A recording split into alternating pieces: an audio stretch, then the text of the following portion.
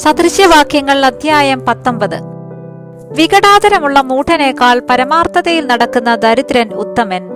പരിജ്ഞാനമില്ലാത്ത മനസ്സ് നന്നല്ല, തത്രപ്പെട്ട കാൽ വെക്കുന്നവനോ പിഴച്ചു പോകുന്നു. മനുഷ്യന്റെ ഭോഷത്വം അവന്റെ വഴിയെ മറിച്ചു കളയുന്നു, അവന്റെ ഹൃദയമോ യഹോവയോടെ മുഷിഞ്ഞു പോകുന്നു. സമ്പത്ത് സ്നേഹിതന്മാരെ വർദ്ധിപ്പിക്കുന്നു, എളിയവനോ കൂട്ടുകാരനോട് അകന്നിരിക്കുന്നു.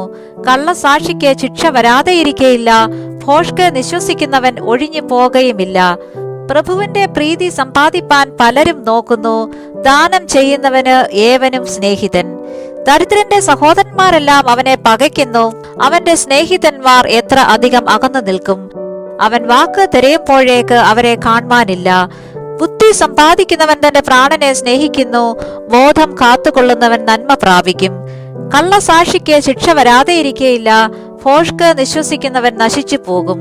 സുഖജീവനം ഭോഷന് യോഗ്യമല്ല, പ്രഭുക്കന്മാരുടെ മേൽ കർത്തൃത്വം നടത്തുന്നതോ ദാസന് എങ്ങനെ? വിവേകബുദ്ധിയാൽ മനുഷ്യന് ദീർഘക്ഷമ വരുന്നു, ലംഘനം ക്ഷമിക്കുന്നത് അവന് ഭൂഷണം. രാജാവിന്റെ ക്രോധം സിംഹഗർജനത്തിന് തുല്യം, അവന്റെ പ്രസാദമോ പുല്ലിന്മേലുള്ള മഞ്ഞ് പോലെ. മൂഢനായ മകൻ അപ്പനെ നിർഭാഗ്യം, ഭാര്യയുടെ കലമ്പൽ തീരാത്ത ചോർച്ച പോലെ.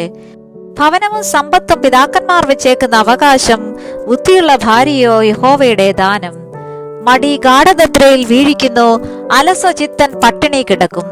കൽപ്പന പ്രമാണിക്കുന്നവൻ പ്രാണനെ കാക്കുന്നു, നടപ്പ് സൂക്ഷിക്കാത്തവനോ മരണശിക്ഷ അനുഭവിക്കും.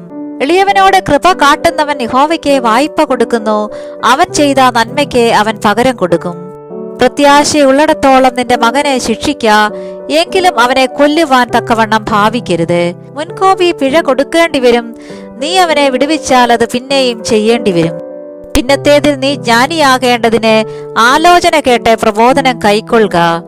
മനുഷ്യന്റെ ഹൃദയത്തിൽ പല വിചാരങ്ങളുമുണ്ട്, യഹോവയുടെ ആലോചനയോ നിവൃത്തിയാകും. മനുഷ്യൻ തന്റെ മനസ്സുപോലെ ദയ കാണിക്കും, ഭോഷ്ക് പറയുന്നവനേക്കാൾ ദരിദ്രൻ ഉത്തമൻ. യഹോവ ഭക്തി ജീവഹേതുവാകുന്നു, അതുള്ളവൻ തൃപ്തനായി വസിക്കും, അനർത്ഥം അവനെ നേരിടുകയില്ല. മടിയൻ തന്റെ കൈ തളികയിൽ പൂത്തുന്നു, വായിലേക്ക് തിരികെ കൊണ്ടുവരികയില്ല.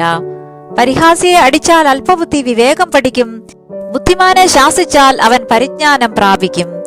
അപ്പനെ ഹേമിക്കുകയും അമ്മയെ ഓടിച്ചു കളയുകയും ചെയ്യുന്നവൻ ലജ്ജയും അപമാനവും വരുത്തുന്ന മകനാകുന്നു. മകനെ പരിജ്ഞാനത്തിന്റെ വചനങ്ങളെ വിട്ടുമാറേണ്ടതിനുള്ള ഉപദേശം കേൾക്കുന്നതേ മതിയാക്കുക. നിസ്സാര സാക്ഷി ന്യായത്തെ പരിഹസിക്കുന്നു, ദുഷ്ടന്മാരുടെ വായ അകൃത്യത്തെ വിഴുങ്ങുന്നു. പരിഹാസികൾക്കായി ശിക്ഷാവിധിയും മൂഢന്മാരുടെ മുതുകിന് തല്ലും ഒരുങ്ങിയിരിക്കുന്നു.